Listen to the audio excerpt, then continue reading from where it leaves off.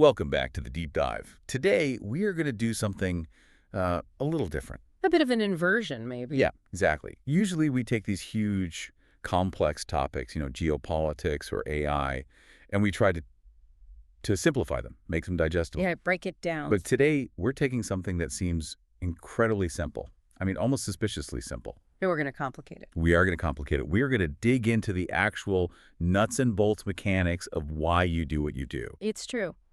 On the surface, today's topic sounds like a life hack you'd see on a TikTok reel, a quick tip. Totally.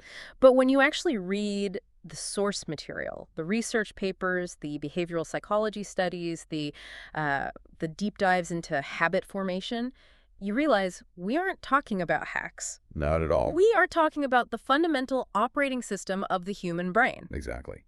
We are looking at what's called the 2-minute rule. And before you roll your eyes and think, oh, I know this one, just do things quickly, I promise you, you don't know this. Not this version of it. Not the way the source material explains it. This isn't about time management. It's about, the physics of behavior change. It's much deeper. Yeah, we're going to be looking at the concept of decisive moments, something called the third law of behavior change, and specifically how to manipulate the inertia of your own life. I love that phrase, manipulate the inertia. And to get us into the right headspace for this, I want to transport us. We need to leave the studio. Okay. I want to take us to Manhattan. It's early morning, it's dark, it's cold. You know that biting, damp New York cold that gets in your bones. I do. And we are standing outside the apartment of Twyla Tharp. Now, for those who might not be deep in the art scene, let's just establish who we're talking about here. Twyla Tharp isn't just a dancer. No, she's a force of nature, a titan. A literal genius, officially. She's a recipient of the MacArthur Genius Grant. Which they do not just hand out. No. She's choreographed for movies, for Broadway, the Paris Opera Ballet. I mean, her career has spanned decades. This is someone with an absolutely elite level of output. The real deal. Right. So you picture someone like that, an elite athlete and an artist, and you imagine her mornings are this heroic montage, You picture her waking up, chugging raw eggs, staring into the mirror, psyching herself up for battle.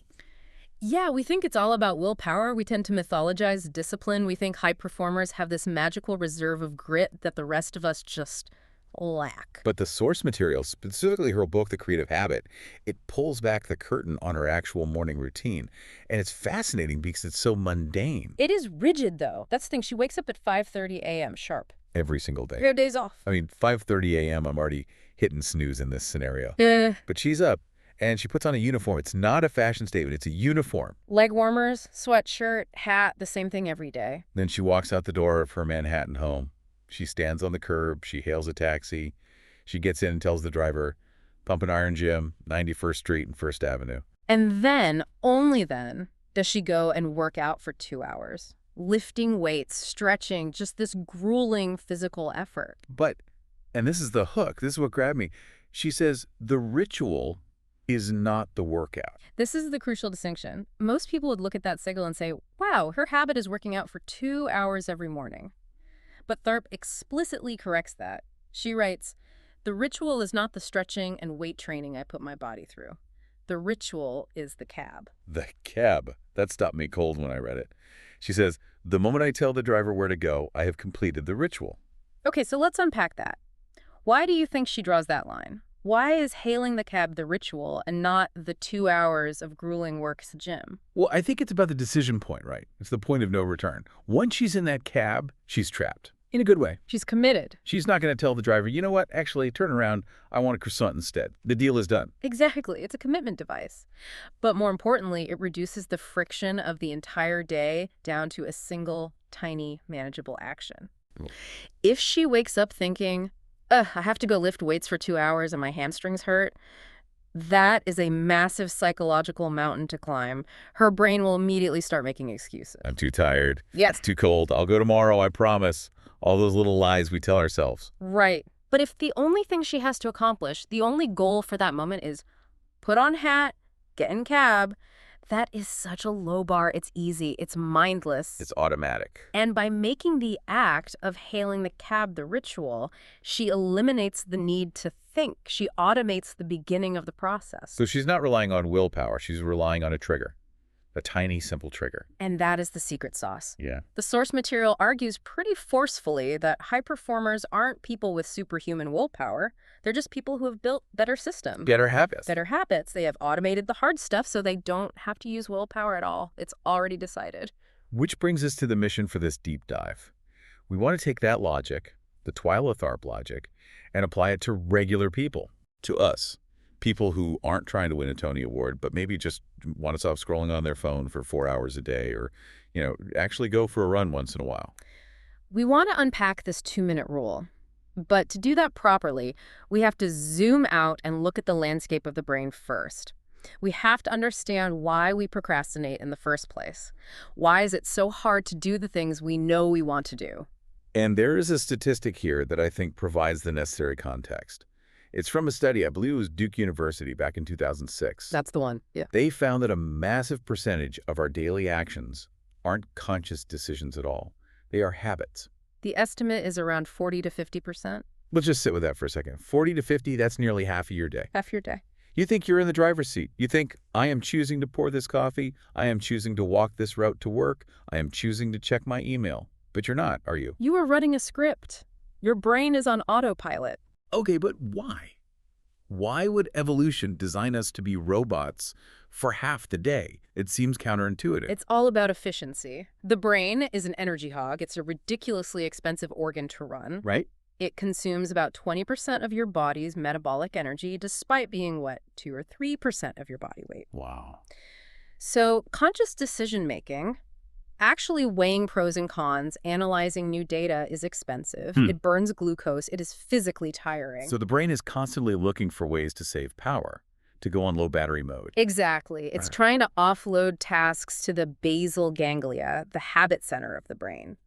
If you had to consciously think about how to tie your shoes every morning or how to back your car out of the driveway or how to brush your teeth, You'd be exhausted by 9 a.m. you'd be exhausted by breakfast. You wouldn't have any mental energy left to hunt or gather or, solve complex problems at work. So habits are a survival mechanism. They are cognitive load shedding. That's a great term for it. But here is the catch, and it's a big one. The brain doesn't distinguish between good habits and bad habits. It doesn't judge. It just sees a pattern that is repeated, a cue routine reward loop, and it locks it in. And once that pattern is locked in, it starts to dictate your future actions. The source material uses a really sticky metaphor here that I just love. The entrance ramp. The highway entrance ramp, it's such a perfect image. It really is. So imagine your day is a highway. You're driving along, just going about your business. A habit is an entrance ramp. Once you turn onto that ramp, you are accelerating onto a specific highway, going in a specific direction.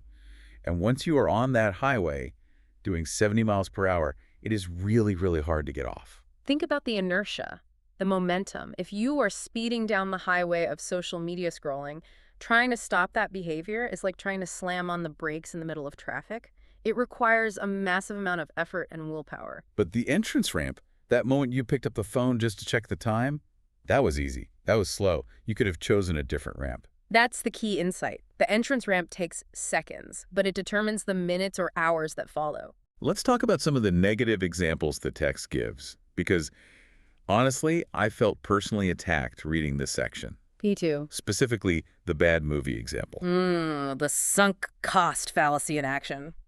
This is classic. You go to a movie theater, you buy the ticket, the popcorn, you sit down. 30 minutes in, you realize this movie is garbage. It's terrible. The acting is bad. The plot makes no sense. It's just a waste of time. But do you leave? Never. I sit there for another hour and a half, miserable, just stewing in my bad decision. Why? Why do we do that? Because you're already on the highway. You are physically in the seat. The path of least resistance, the lowest friction path, is to stay put. Right. To leave, you have to stand up. You have to shimmy past people in the dark. You have to admit to yourself and everyone that you made a mistake. Walk out to the car. The friction is high, so we just sit there. Another one is the snacking ramp. Ah, yes. The environmental trigger. This one is so insidious. You aren't hungry. You just had dinner. But the bag of chips is open on the counter. You walk by. You take one. Yeah. Just one. And then what happens? Suddenly the bag is empty and I feel deep shame. You didn't consciously choose to eat the whole bag. You chose to eat the first one. The habit was the first action. The rest was just momentum. You got on the snacking highway. And the most dangerous one for our generation especially. The phone check. This is the modern epidemic that just a second lie we tell ourselves. I'm just going to check the weather. Or I'm just going to see if that one important email came in. That is the entrance ramp. It takes 2 seconds, but once that screen is on, the algorithms take over. Oh, they've gotcha. The notifications are there, the red dots are calling to you. Next thing you know, you're on Instagram, then you're on TikTok, then you're reading a Wikipedia article about the history of forks. And you look up, and it's been 45 minutes. 45 minutes just gone. And you feel gross. You feel like you wasted your time. But the mistake wasn't spending 45 minutes on Wikipedia. The mistake was that first 2 seconds. You got on the wrong ramp. This leads us to a concept that I think is the intellectual anchor of this whole deep dive. Yeah. The idea of decisive moments. Yes, this is so important. The author shares a story from his own life. And it's incredibly specific. It's not just in the evening. It happens at 5:15 p.m. 5:15 p.m., the workday is wrapping up, the guard is down. Let's set the scene again. He's at home. He's been working.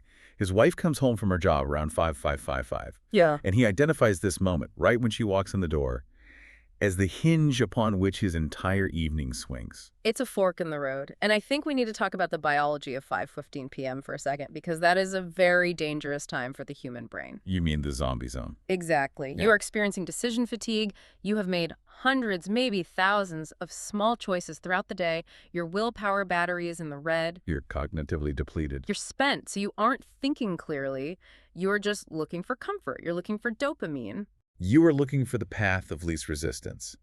And in his story, he has 2 paths available to him at that exact moment. Path A, he changes into his workout clothes. Path B, he collapses on the couch. And if he hits the couch, what happens then? The chain reaction begins. The first domino falls. Couch leads to turning on the TV. TV leads to ordering takeout, specifically Indian food in his example. Right. Takeout leads to binge watching The Office for 3 hours. Which is a lovely evening, don't get me wrong. I've had many of them.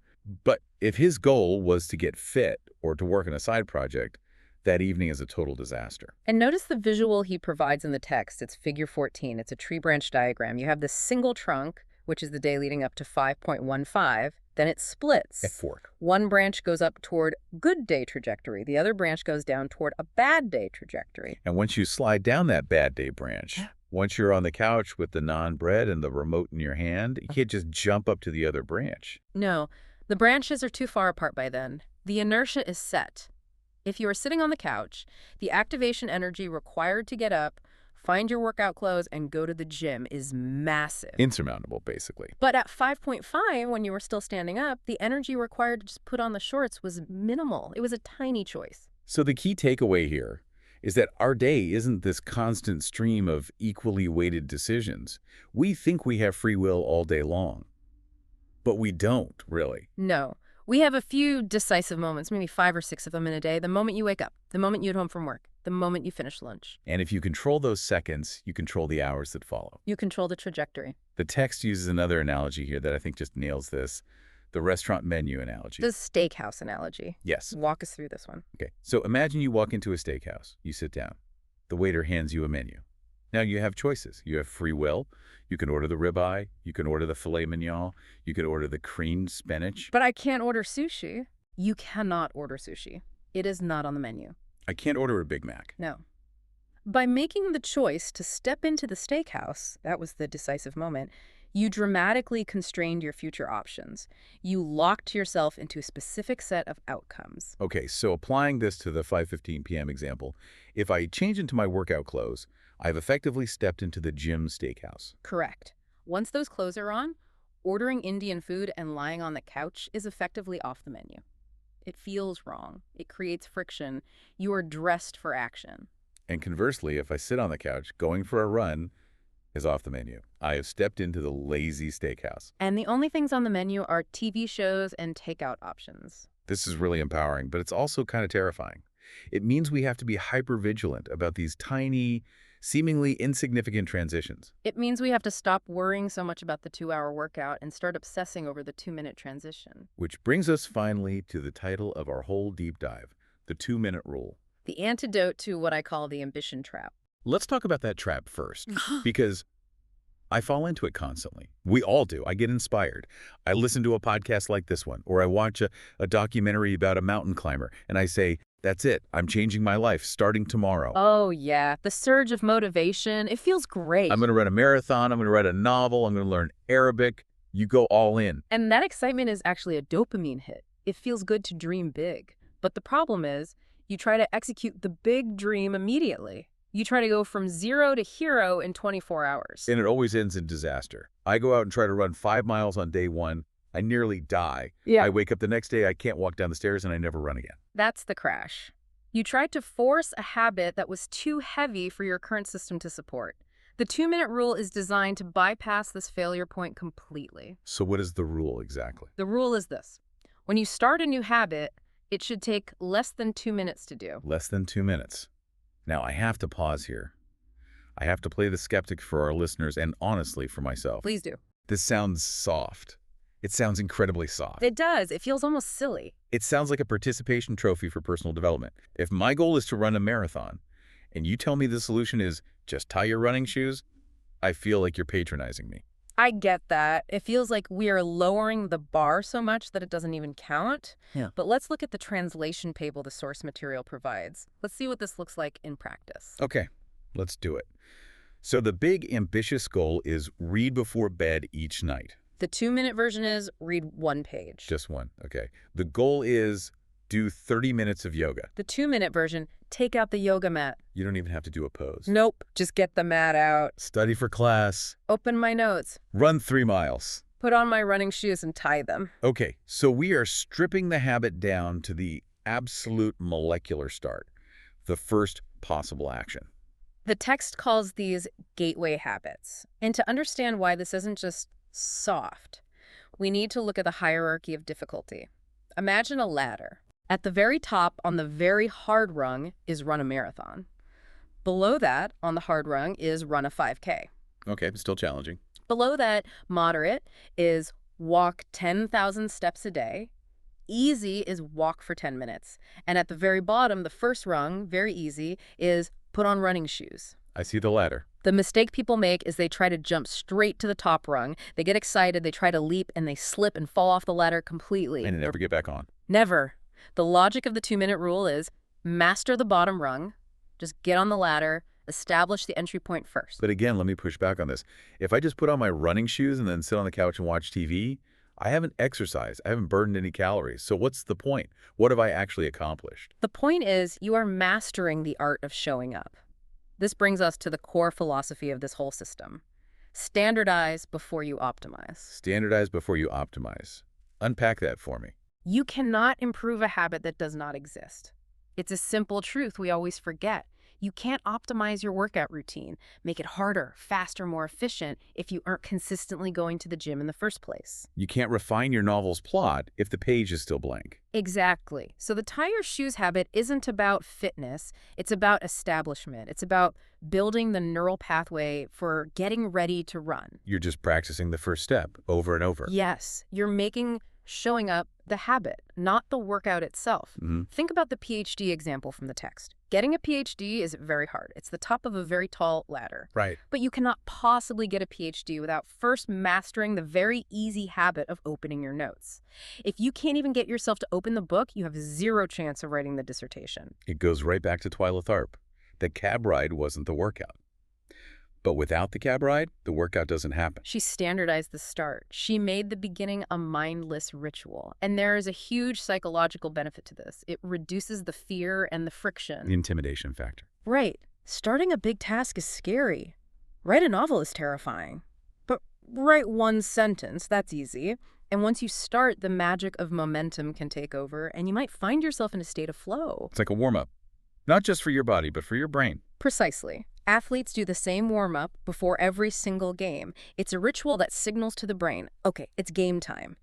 If you have a 2-minute ritual, putting on the shoes, getting the water bottle, putting on the playlist, you are signaling to your brain, we are doing this now. Okay, I'm buying into the logic. I get it. Yeah. Standardize before you optimize. Makes sense. But there is still a mental hurdle for me. Okay.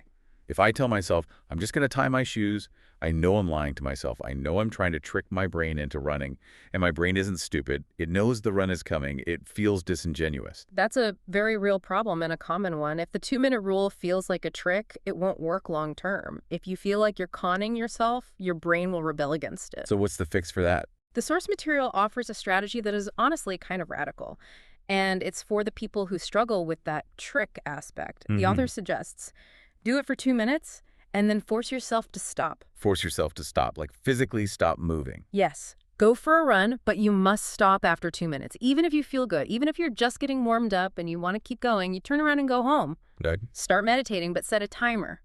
At 2 minutes, you are done for the day. Study Arabic. 2 minutes. Close the book. Mid-sentence. That sounds incredibly frustrating. Why on earth would you do that? It is frustrating, but that's precisely why it works. It proves to your brain that it wasn't a trick. The goal really was just 2 minutes. It stops being a strategy to get you to do more, and it becomes the actual achievable goal itself. You are building trust with yourself. You're teaching your brain that the habit is safe and easy. Exactly. And there is an amazing case study in the text about this exact strategy. A reader who lost over 100 pounds. 100 pounds. Okay, that is a massive life-altering change. Massive. And how did he do it? He started by going to the gym every day, but he had a strict rule for himself. He was not allowed to stay for more than 5 minutes. Wait, let's visualize this. This guy gets in his car, he drives to the gym, he parks, he walks in, scans his membership card, Nods to the person at the front desk. walks over to a treadmill, walks for 3 minutes, and then gets off, wipes it down, and leaves. That's it. Imagine the gym staff. They must have thought he was insane. There's the 5-minute guy again. To the outside world, it looks completely ridiculous. It looks like a waste of gas. But what was happening internally in his brain? He was mastering the art of showing up. He was breaking the fear and intimidation of the gym. He was proving to himself day after day that he could get there. The pain of the workout was gone because the workout didn't exist yet. The only task was go. And surely, eventually, he started staying longer. Right. After a few weeks of this, he's at the gym, 5 minutes are up, and he thinks to himself, well, I'm always coming here anyway. The habit is set. This is easy. I might as well stay for 10 minutes today. And then 10 became 20, and 20 became an hour. And a few years later, the weight is gone. But it all started with that artificial constraint. He standardized the showing up before he ever tried to optimize the weight loss. It just flips the whole no pain, no gain mantra on its head. This is more like no friction, high gain. It's also a strategy used by some really famous productive people. The text mentions Greg McKeown, a leadership consultant, and also Ernest Hemingway. Hemingway, the man, the myth, the legend. The very same. Hemingway had a famous rule for his writing. He said, the best way is to always stop when you are going good. Stop when you are going good. That seems so counterintuitive. If I'm on a roll, if the words are flowing, I want to keep writing. Drain the tank. But to think about it, if you write until you are completely exhausted, until you hit the wall and have no ideas left, how do you feel the next morning when you have to face that blank page again? I feel drained. I feel dread. It's like, ugh, I have to do that all over again. Exactly. Your last memory of the habit is pain and exhaustion. But if you stop when it's going well, leave a little ink in the well, as he said, stop mid-sentence even, your last memory is, wow, that was going great. You are excited to get back to it. You are protecting the habit from becoming a chore. You are actively managing the emotional relationship you have with the task. You are keeping it below the threshold where it feels like work. Now, deeper than just the mechanics of doing the thing, the source material argues there is something else happening here on an identity level. Yeah. And this is where I think the deep dive gets really profound. This is the casting votes concept. I love this phrasing. Casting votes for your identity. Explain that. The argument is that true, lasting behavior change is identity change. The goal isn't just to run a marathon. The goal is to become a runner. The goal isn't just to write a book. The goal is to become a writer. And the two are different. Very different. So how does the 2-minute rule help with that identity shift? Right. The idea is that every action you take is a vote for the type of person you wish to become. So if you go to the gym for 2 minutes, you might not get physically fit that day. You won't see a change in the mirror, but you are casting a vote. You are telling yourself, I am the type of person who goes to the gym. You are building a body of evidence for your new identity. Yes. Every time you skip the workout, you are casting a vote for your old identity. I am a slacker, or I am inconsistent. But showing up even for 2 minutes, even just to tie your shoes, It validates the new identity. So one push-up isn't about the pectoral muscle. It's about the soul. It's about the story you tell yourself. In a way, yes. One push-up is infinitely better than 0. Not because of the physical gain, which is negligible, but because it reinforces the identity. It says, I didn't quit today, I showed up. I'm a person who works out. And once you truly start to believe you are that person, once you believe I am a runner, the behavior of running becomes easier. It creates a positive feedback loop. The behavior builds the identity, and then the identity reinforces the behavior. It's much easier to go for a run when you identify as a runner. It's hard to go for a run when you identify as a lazy person who is trying to force themselves to run. That is a massive shift in perspective. It moves the goalpost from achievement to identity. And that is so much more sustainable. Achievements are fleeting. You cross the finish line and it's over. Identity is persistent. It's who you are every day. Okay, so we've mastered the art of showing up. We're doing the 2 minutes. We've standardized. We are the guy at the gym for 5 minutes. We're casting votes for our new identity.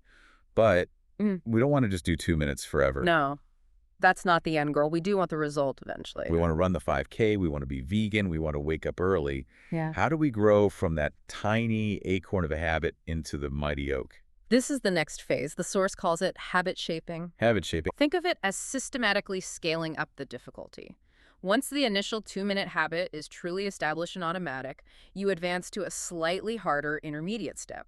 You master that, then you move up again. The source gives some really detailed examples of this, and I want to walk through them phase by phase. Because usually when people try to change, they just try to jump from phase 0 to phase 5. Right. Let's look at the becoming an early riser example.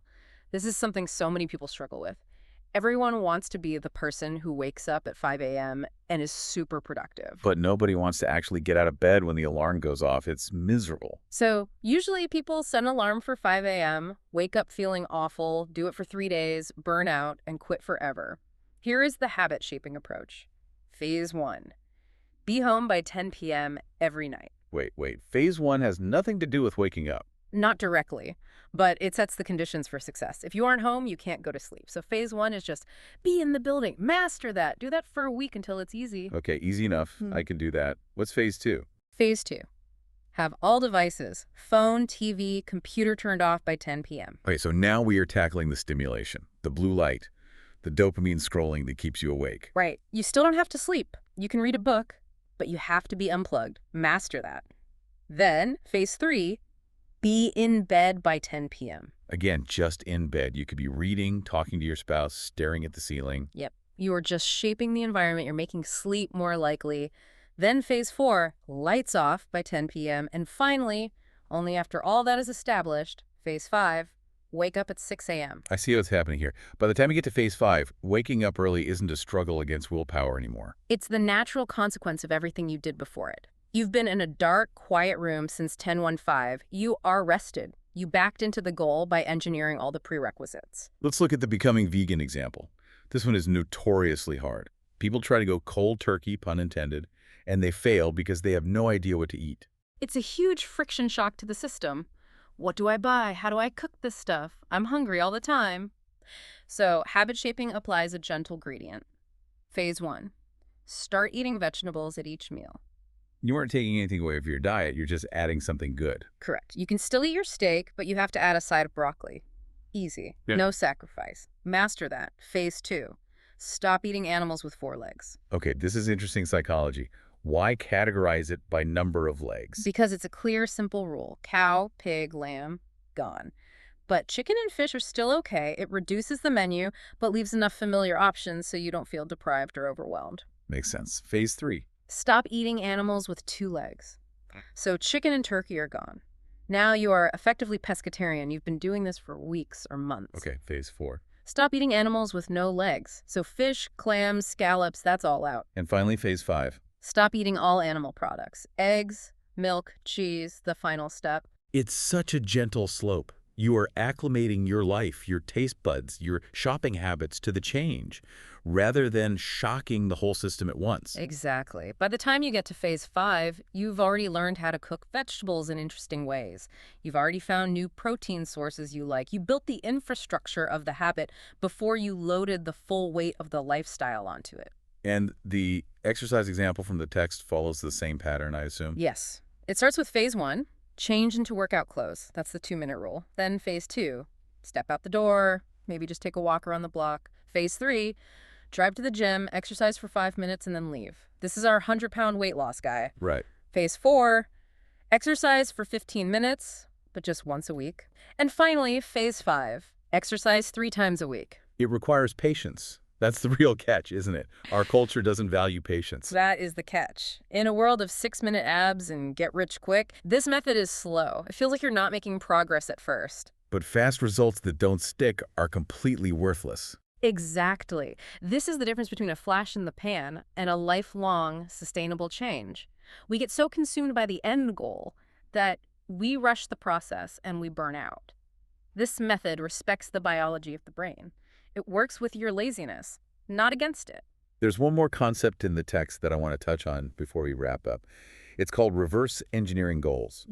We hinted at it, but there's a specific, beautiful example about having a happy marriage. Yes, this is a brilliant application of the logic. It takes something huge and abstract and makes it small and concrete. Because have a happy marriage is a great goal, but what do you do with that on a Tuesday morning? It's too big, it's not actionable. It's vague. You can't put be happy on a to-do list. So the text walks us through the logic chain, backward. Goal, have a happy marriage. Okay, how? How do you do that? I need to be a good partner. Still a bit vague. How? I should do something each day to make my partner's life easier, getting warmer. Okay, what specifically could I do? I should plan the meals for the week so they don't have to worry about it. Now we're talking. And finally, what is the 2-minute action for that? Sit down with a notepad and meal plan for next week. That is fantastic. You took happy marriage, a massive, emotional, lifelong concept, and you turned it into sit down and write tacos on a piece of paper. That's the power of the 2-minute rule. It takes the weight of the world off your shoulders and puts a simple, actionable task in your hands. So let's bring this all together. We covered a lot of ground today, from Manhattan apartments to steakhouses in the brain. We started in the cold Manhattan morning with Twyla Tharp in her taxi. And we learned that the cab ride was the real ritual, the entrance ramp. The gym was just the destination on the highway. We looked at the autopilot statistic, that half our life is automated to save energy, and the power of decisive moments, those 5:15 p.m. forks in the road where we have to choose the right entrance ramp. We broke down the 2-minute rule, the simple but profound idea that you must scale down any new habit to under 2 minutes to ensure you can actually start it. Standardize before you optimize. We discussed the weirdness factor and the radical psychology of stopping after 2 minutes. Why forcing yourself to leave the gym after 5 minutes actually builds the identity of someone who consistently shows up.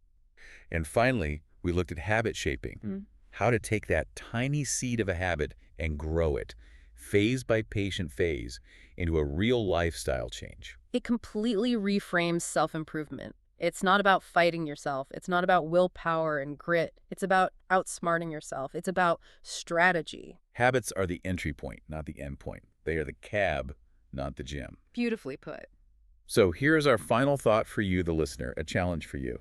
I want you to think about your day tomorrow. But don't think about the whole day. Don't get overwhelmed by the big goals. I want you to identify your own 5-have-1, 1 p.m. moment. What is that one tiny choice, that single fork in the road, that is currently determining the trajectory of your entire evening or your morning? Is it the moment you walk through the door and either put your keys in the bowl or drop them on the couch? Is it the moment you pick up your phone to turn off the alarm? Don't try to fix your whole life tomorrow. Just find that one decisive moment. And master just that one decision. Make the good choice easy. Make the start of the good habit take less than 2 minutes. Put the running shoes right by the door. Put the book you want to read on your pillow.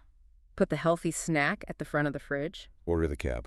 And see where that highway takes you. Thanks for diving in with us. We'll see you next time.